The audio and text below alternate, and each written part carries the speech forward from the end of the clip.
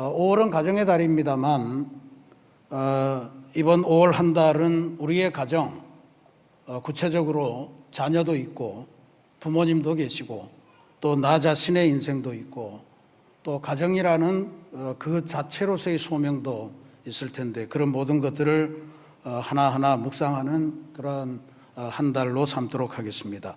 그 첫 번째 시간으로 오늘은 어린이 주일입니다. 오늘 우리 어린이들은 어떤 삶을 살고 있을까? 희망찰까? 먼저 오늘 이 세대를, 2010년 이후에 태어난 아이들, 그 세대를 세상 사람들이 알파 세대로 부르더군요. 알파, 첫 글자 아닙니까? 어떻게 보면 21세기 들어와서 새로운 세계, 새로운 시대가 열린다, 그런 의미를 가져서 붙였지 않겠나 싶은데, 이분들은 스마트폰을 공기처럼 사용하면서 자란 세대입니다. 태어날 때부터 유튜브라는 게 있었고, 그리고 말도 배우기 전에 스크린을 터치하면서 조작하는 법을 배워온 사람들입니다. 또 최근에는 2025년 이후에 출생하신 분들, 여기 계실까 모르겠는데 그분들은 베타 세대라 그렇게 부르더군요. 이분들은 또 특이합니다. 이른바 인공지능 AI를 친구로 삼고, 그리고 로봇이 그들의 삶의 파트너가 되는 그러한 것을 이미 생활화하면서 자라나고 있는 중입니다. 엄청나게 선진화되고 초현대화된 그러한 세대들입니다. 그런데 그들의 삶의 실상은 어떨까? 2025년 유니세프 보고서에 따르면 우리 대한민국 어린이의 행복 지수가 OECD 36개국 중에서 27위에 해당된다 하는 통계가 나왔습니다. 학습 능력, 학업 능력은 4등인데 행복 지수는 27입니다. 공부를 엄청나게 잘하고 열심히 하는데 행복하지는 않다, 이제 그런 통계를 봅니다. 더 충격적인 것은 정신건강 항목입니다. 대한민국 어린이의 정신건강 순위는 36개국 중에서 34위, 사실상 꼴찌입니다. 스트레스가 많다는 이야기죠. 실제로 정신건강과 관련되어서 진료를 받는 소아청소년이 4년 새에 76%가 늘어서 지금 대략 한 35만 명 정도가 소아정신과에서 진료를 받고 있는 중이다, 그런 통계를 보았습니다. 마음속에 꿈, 사랑, 소망 혹은 하나님 이런 게 가득 차 있어야 되는데 실제로는 그렇지 못한 것 같습니다. 각종 우울감, 스트레스 이런 게 가득 차 있는 인생이다, 이러한 것들이 그들을 괴롭히고 있다 하는 것을 볼 수 있습니다. 또 2025년에 조사된 바에 의하면 초등학생 희망 직업 1위는 운동선수입니다. 손흥민이 되고 싶은 마음이고, 두 번째는 연예인입니다. BTS가 되고 싶어요. 세 번째는 유튜브 크리에이터, 방송을 잘해서 그 방송의 구독자 수를 늘리는 건데 이거 자체가 문제가 될 거는 없습니다. 오히려 문제는 이것이 되고 싶은 것의 배면에 있는 어떤 공통된 욕망, 이런 것들이 과연 건강한가 하는 것을 우리는 살펴볼 필요가 있습니다. 전부 다 유명해지고 싶고 주목받는 인생이 되고 싶고 누구나가 내가 찍은 것을 다 봐주기를 바라는 그러한 마음들이 가득해 있습니다. 또 이 알파 세대들, 2010년 이후에 태어나신 분들은 그들의 성장기에 코로나 3년, 4년을 몸소 겪었습니다. 학교도 제대로 가지 못하고 늘 마스크를 쓰고 살았기 때문에 또래들과 함께 대화를 나눌 수 있는 언어, 습관 이런 것들이 제대로 안 갖춰져 있는 경우도 꽤 있다고 그래요. 그래서 소통의 문제를 겪습니다. 이게 2026년 우리 대한민국 어린이들의 현실입니다. 세상에서 제일 열심히 공부하는 축에 속하는데 엄청나게 불행을 느끼고 있고, 스마트폰을 통해서 온 세계와 연결이 되고 있는데 정작 깊은 친구 관계, 또 진정한 소통에는 굶주려 있는 아이들, 이런 아이들의 모습이 우리 주변에 있습니다. 오늘 성경 말씀을 읽으면서 어쩌면 세상에 의해서 막혀지고 또 뭔가 이루기 위한 소망으로 가지 못하는 그러한 모습을 보여주는 내용이다. 그래서 그런 현상 속에서 예수님께서 하시는 말씀을 우리가 듣고 있습니다. 먼저 14절 말씀에 보시면 예수께서 보시고 노하시어 이르시되 어린아이들이 내게 오는 것을 용납하고 금하지 말라. 예수께서 보시고 노하시어 이르시되, 이거는 복음서에 몇 안 되는 분노하시는, 예수님이 분노하시는 장면입니다.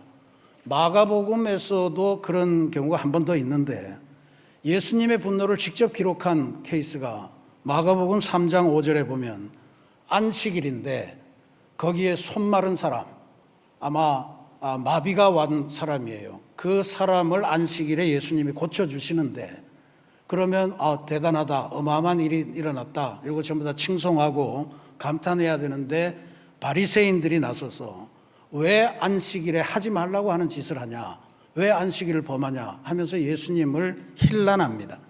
그때 마가는 예수님의 기분을 이렇게 표현합니다. 그들의 마음이 완악함을 탄식하사 노하심으로 그들을 둘러보시고, 분노하신 장면을 그대로 기록했습니다. 이 노하다라고 하는 말의 헬라어가 에가낙테센이라고 하는 말을 쓰는데, 에가낙테센. 근데 이 단어는 그냥 짜증내는 게 아니고 불의한 일을 목격했을 때 마음속 깊은 곳으로부터 우러나는 어떤 의분, 거룩한 분노, 의로운 분노, 이런 것들을 말하는 단어입니다. 그러니까 예수님께서 제자들의 행동이 단순히 못마땅해서 그냥 짜증을 내신 정도가 아니고, 연약한 존재가 억압당하는 현실, 아이들을 사람으로 여기지 않았던 당시의 세태를 향한 하나님의 의로운 분노, 우린 그렇게 읽어야 될 겁니다. 그러면 오늘 2026년 우리 아이들이 처한 현실을 보면서 예수님께서는 어떤 반응을 보이실까? 기뻐 춤추실까? 아니면 오늘 이 성경 말씀처럼 분노하셔서 그렇게 질책을 하실까 하는 것을 우리가 상상해 볼 필요가 있습니다. 저는 오늘 우리 사회의 아이들, 우리도 그런 세대를 자라왔습니다만, 이걸 보면서 이 사실 하나만큼은 예수님께서 분노하실 내용이다 생각하는 게 있습니다. 바로 획일적인 성과에 바탕한 사람의 평가, 획일적인 성과주의라고 표현할 수 있는 내용입니다. 우리 사회는 아직도 잘 고치지 못하고 있는 것이 있습니다만, 모든 자라나는 아이들을 하나의 잣대로, 또 성인들도 그렇게 나눕니다. 점수, 등수, 어른들은 평수, 재산, 이런 것들로 나누죠. 이게 과연 가능하냐? 이래도 되냐라고 하는 것을 예수님께서 슬프게 보실 것 같아요. 네, 하버드 대학의 심리학과 교수를 지낸 유명한 교수님 한 분 계십니다. 하워드 가드너라고 하는 분인데, 이분의 지론이 그래요. 사람은 절대로 IQ, 그 다음에 좀 더 나아가서 EQ, 감정지수, 지능지수, 이런 것들로만 판단해서는 안 된다 하면서, 그는 사람의 뇌를 연구하면서 사람의 뇌는 2가지보다 훨씬 더 많은 최소한 8가지 영역의 지능이 있다. 그래서 이른바 다중지능 이론이라고 하는 것을 설파합니다. Multiple Intelligence Theory, 이렇게 부릅니다. 근데 거기에 따르면 사람의 머릿속은 저렇게 최소한 8가지 지능의 영역이 있다는 거예요. 보면 언어지능, 수학지능, 공간지능, 음악지능, 신체운동지능, 대인관계지능, 자기이해지능, 자연친화지능, 이게 전부 다가 아닙니다. 더 있을 수 있는데 그가 파악한 것은 최소 8가지 정도가 된다. 그러니까 어떤 아이는 음악적인 재능이 뛰어나서 음악으로 세상을 볼 수 있는 눈을 가졌고, 또 어떤 아이는 자기의 몸을 가지고 진리를 표현하는 능력이 탁월하고, 또 어떤 아이들은 사람과 만나서 이야기하는 속에서 주변을 아름답게 만드는 그런 독특한 지능이 있다. 이런 거를 이해하자는 겁니다. 그런데 오늘날 우리가 파악하는 인간에 대한 평가의 기준은 오직 수학지능, 그 다음에 언어지능, 이 2가지만 갖고 파악을 하게 됩니다.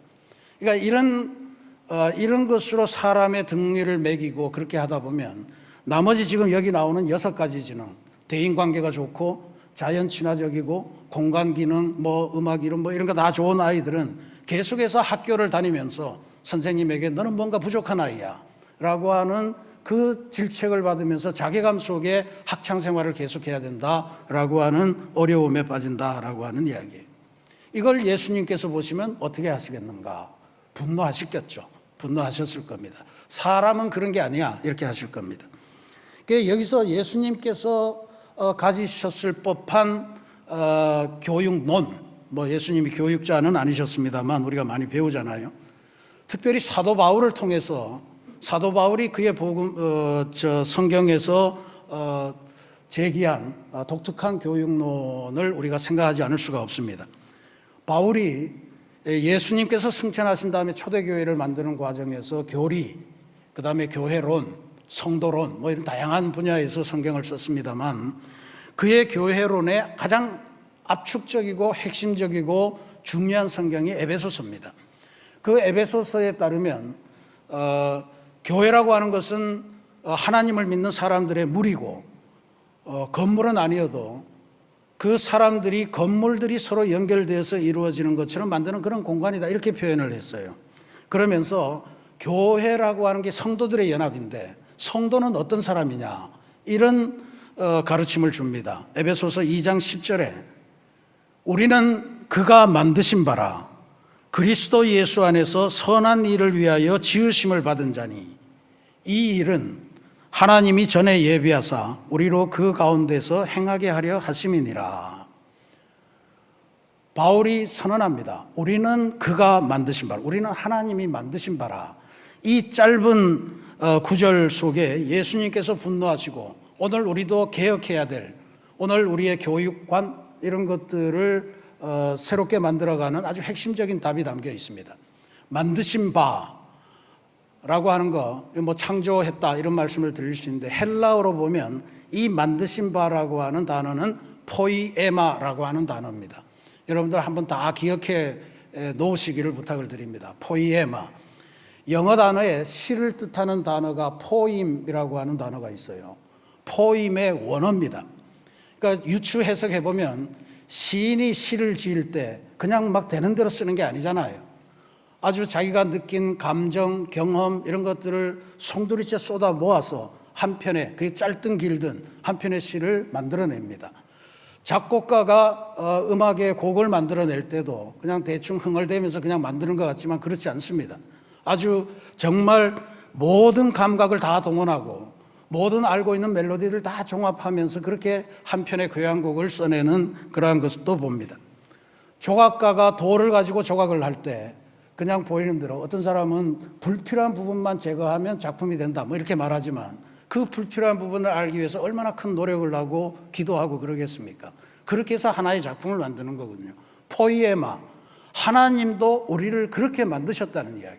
창조주 하나님이 갖고 계신 모든 능력, 실력, 솜씨 이런 것들을 다 동원해서 우리를 만드신 것이 바로 성도다 이런 이야기입니다.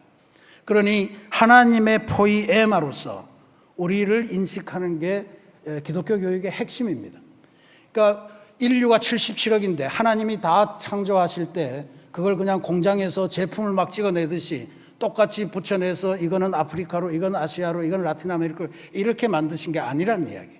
한 사람 한 사람을 만들어낼 때마다 하나님이 특별한 계획을 갖고 특별한 목적을 갖고 최선을 다해서 인생을 만드셨다라고 하는 것이 우리 기독교 교육의 핵심적인 내용입니다. 그러니까 포이에마를 기억하는 게 대단히 중요합니다. 우리 아이들, 우리 자녀들, 손주들 볼 때 너는 보통 애가 아니야. 하나님께서 만드신 걸작품이야 라고 하는 거를 꼭 선언해 주셔야 됩니다. 근데 바울은 하나님의 걸작품이라고 하는 걸 선언하는 데 그치지 않아요. 왜 이 작품을 만들었는가 하는 목적을 분명히 밝힙니다. 그리스도 예수 안에서 선한 일을 위하여 지으심을 받은 자니 그리스도 예수 안에서 선한 일을 위하여 지음을 받았다. 그렇게 고백하죠. 그리고 이 일은 하나님이 전에 예비하사 우리로 그 가운데서 행하게 하려 하셨다. 그러니까 즉흥적으로 만든 게 아니고 아주 오래전부터 예비하시고 계획하셔서 그리스도의 안에서 선한 일을 하기 위해서 만든 게 포이에마, 바로 우리 성도들이다, 그런 이야기입니다. 그러니 각자의 인생 안에는 하나님의 포이에마, 그게 담겨 있다는 것을 인정해야 됩니다. 이 말을 잘 곱씹어 보면요, 너는 어떤 부분에 최고가 돼야 돼, 그 부분에 누구도 따라올 수 없을 만큼 최고가 돼, 이런 거를 가르치는 게 아니에요. 너는 너 안에 하나님이 이런 계획을 가지시고 이런 목적으로 만들어 주셨으니 하나님을 위해서 가장 아름다운 인생이 되게끔 하나님의 그 원래 목적을 잘 발현해, 잘 길러, 그래서 하나님께 영광을 돌리는 인생이 돼야 돼. 그게 가장 행복한 인생이야. 그게 가장 아름다운 인생이야. 그게 가장 성공한 인생이야 라고 하는 것을 알려주는 것입니다. 그러니까 아이들이 자라날 때 보면 다양한 거 있는데, 우리들은 저도 그렇게 컸고 여러분들도 아마 그렇게 지금도 키우고 계실지 몰라요. 다른 거 하지 말고 열심히 지금 공부해, 이런 말 한마디로 이런 모든 포위의 말을 다 잠재우는 거예요. 그래서 이거는 좀 문제가 있지 않지 않나. 여러분들 지금 여러분이 살아가는 인생을 어떻게 평가하십니까? 하나님이 지으신 걸작품으로 그 걸작품에 합당한 인생을 살고 계십니까? 아니면 혹시 내가 어릴 때 우리 부모님이든 아니면 내가 만났던 선생님이든 좀 더 나를 탐구해주고 내 속에 있는 걸 좀 더 잘 발견해서 그걸 잘 길러줬으면 나는 혹시 지금과는 전혀 다른 삶을 살고 있지 않을까? 이런 생각 해보시지 않으십니까? 저도 그런 생각 많이 합니다. 이게 파블로 피카소라고 하는 한가를 아시잖아요. 그분이 이런 말을 한 적이 있어요. 모든 어린이는 예술가로 태어난다. 문제는 어른이 되어서도 예술가로 남을 수 있게 하느냐 하는 것이다. 하나님은 예술가로서의 포이에마를 주시고 만드셨는데 그걸 주변에 있는 어른들, 세상, 이런 존재들이 그 예술가로서의 품성, 자질, 모든 씨앗들을 다 없애도록 그렇게 길러오는 게 세상이다. 그걸 아마 피카소가 이야기한 것 같아요. 이게 어찌 예술가만의 일이겠습니까? 모든 인생이 다 존귀한 하나님의 작품으로 만들어졌는데 우리는 그걸 우리들의 잣대, 세상이 요구하는 잣대 하나로 너 이 범주를 벗어나면 안 돼. 그래서 불필요하다고 생각하는 거 다 잘라버리고 그래서 하나의 통일된 그러한 사람으로 기르려고 하지 않았는가. 그걸 우리가 생각을 해봐야 됩니다. 때로는 성적이 그 기준을 했고요. 외모 혹은 어떤 재주 이런 것들만 가지고 아이들을 다루었기에 아이들은 포이에마는 잊어버리고 어른들이 세상이 요청하는 그러한 존재로 나아갈 수밖에 없었다는 거예요.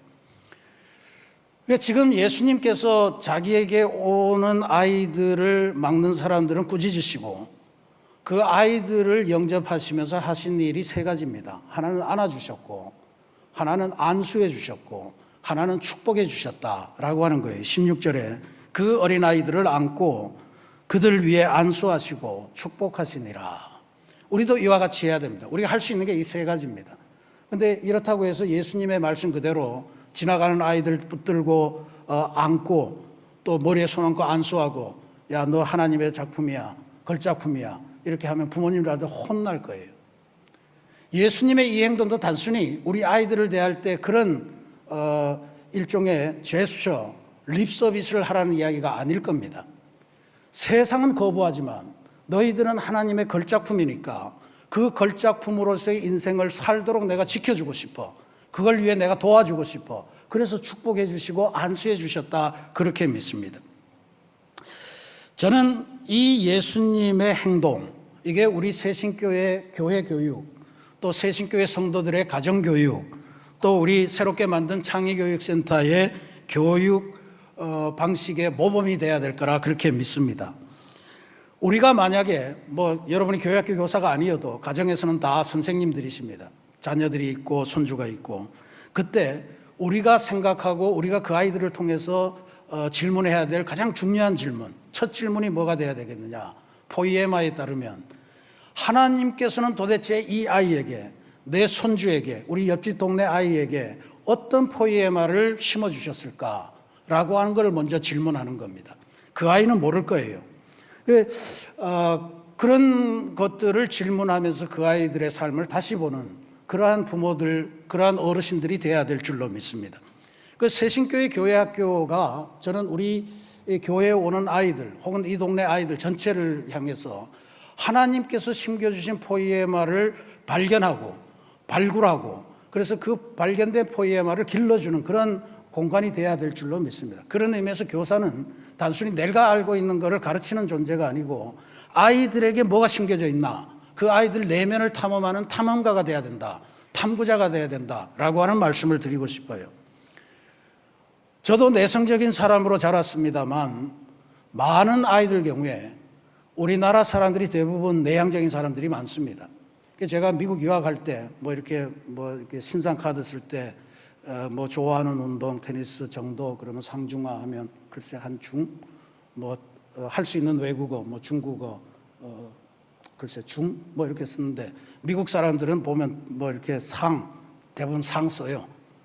근데 한국 사람의 중과 미국 사람의 상이 테니스를 치면 한국 사람들이 이긴다는 거 아니에요. 이토록 우리가 자기를 숨기고 삽니다. 영어 한두 마디 하는 거, 중국어 한두 마디 하는 거 갖고 나 유창한 중국어를 해요. 그리고 자기 이력서에 쓰는 거예요. 근데 우리나라 사람들 그렇게 잘 못합니다. 여전히 겸손하고. 그러니까 우리 교회 안에도, 어린이 교회 안에도 이런 아이들이 더 많을 거란 이야기예요. 선생님, 나 노래 너무 잘해요. 내 노래 한번 들어보실래요? 이런 아이 별로 없습니다. 선생님, 나 글짓기 너무 잘하는데요. 내 글짓기 한 거 한번 보세요. 이런 아이들 없습니다. 묻혀져 있고 숨겨져 있는 아이들을 찾아내는 거, 그게 우리 교회 학교가 해야 될 일이에요. 그래서 그냥 아이들 모아놓고 학교처럼 성경의 이야기, 오늘 다윗 이야기를 보자, 그걸 가르치고 하는 정도에 만족해서 안 됩니다. 그래서 제가 우리 교회 학교 선생님들에게 늘 하는 이야기예요. 글짓기 대회 하십시오. 그림 대회 여십시오. 노래 대회 하십시오. 성경 암송 대회 하십시오. 언제 어떤 사람이 마지못해서 자기를 드러내는 순간에 전문가들이 보면 알잖아요. 이 사람이 노래의 자질이 있는지, 글쓰기에 뭐가 되어 있는지, 그런 것들을 발굴해내는 것. 그게 우리 어른들이 지금의 자녀 세대들을, 그 알파, 베타 세대들을 보면서 감당해야 될 귀한 일이 됩니다.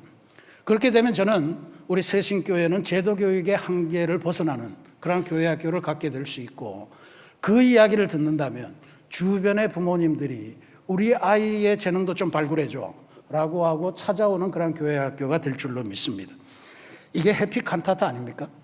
사랑하는 우리 새신교회 성도 여러분, 다시 한번 기억하십시다. 우리 모두는 하나님께서, 창조주 하나님께서 온갖 정성을 다 쏟아부어서 만드신 포이에마, 걸작품입니다. 나도 그렇고 우리를 통해서 나온 우리의 자녀 손들도 다 그렇습니다. 교회에서 보는 우리 아이들도 그렇습니다. 이 포이에마를 잘 드러내는 삶이 행복한 삶이고 하나님을 기쁘시게 하는 의미 있는 삶이다라고 하는 것을 기억하셔야 됩니다. 이 중에 많은 어르신 성도님들은 나 이미 오랜 세월 이렇게 살아왔는데 새삼스럽게 무슨 포이에마야, 내가 살아온 인생을 아는데 이러면서 불편한 분들도 계실지 모르겠습니다. 그러나 우리가 그렇게 살았다고 우리 자녀들도 그렇게 살게 할 필요는 없잖아요. 야, 세상살이 다 똑같아. 다 세월 들면 늙고 늙어지면 다 평준화돼. 이런 식으로 아이들을 기를 수 없잖아요.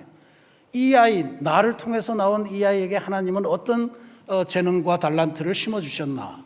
이것을 잘 살피고 그 아이들이 정말 이 세상을 살면서 다른 누구도 못할 위대한 일로 하나님께 영광을 돌리고 이웃에게 유익을 끼치는 그러한 아름다운 존재로 길러내는 그러한 결단을 해야 될 줄로 믿습니다. 그러니 교회학교 교사들에게만 맡겨두지 마시고 우리가 친히 상품도 만들고 해서 이번 주에는 글짓기 대회 한번 합시다. 이번 주에는 전도대회도 합시다. 이렇게 해서 여러 성도님들이 교회학교를 적극적으로 후원하시고 지원하셔서 교사들이 마음껏 아이들의 재능을 발굴하는 그런 역사가 있도록 기도해 주시기를 부탁드립니다. 특별히 우리 주변에 아직도 우리의 인생이 그냥 태어난 것, 우연히 태어난 것, 아무 목적 없이 태어났다고 믿고 살아가는 사람들도 꽤 많을 거예요. 그분들에게 하나님의 작품이야, 하나님의 걸작품이야 라고 하는 것을 알려주고 그 부모들에게도 그걸 알려주고 그럴 수 있는 경지로 나아가시기를 부탁을 드립니다. 예수님께서는 시대가 포기한 어린아이들을 맞아주시고 안아주시고 그 아이들을 안수하시며 축복해 주셨습니다. 이제 오늘 우리들도 세상의 눈이 아니고 이 예수님의 눈으로 너는 하나님의 포이에마, 너는 하나님의 걸작품이야 하는 것을 선언해 주시고 그들이 그 삶을 살도록 안아도 주시고 안수도 하시고 축복해 주시며 그 길을 열어주시는 그러한 어른들이 되시기를 기도드리겠습니다. 실제로 그들이 걸작으로 피어나는데 기도도 필요하고요. 물질적인 그러한 후원도 필요하고요. 계속해서 삶의 진로 모범을 보이는 그러한 어른들의 동력이 필요합니다. 우리 새신교회 성도들 모두가 그러한 하나님의 동력자, 또 우리 새신교회가 진짜로 그런 아름다운 하나님의 교회가 되기를 주님의 이름으로 축원합니다.